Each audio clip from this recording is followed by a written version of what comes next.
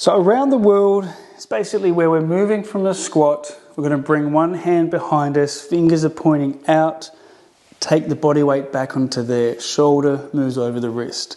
Then the other hand comes back in line, fingers are pointing the opposite way, and just loading here. So it's almost like you're moving into a crab, but we're not. And then that same hand you started with comes forward, and then push off the hand that's holding you up back to the squat. So from the back, arm comes back, fingers are pointing outwards. I take the body weight into that hand as I move backwards, shoulders over the wrist. The other arm places it on the floor, fingers are pointing out. And then lead off with the other hand. So the right hand now is taking my body weight, left arm comes forward. I push off that hand and come through.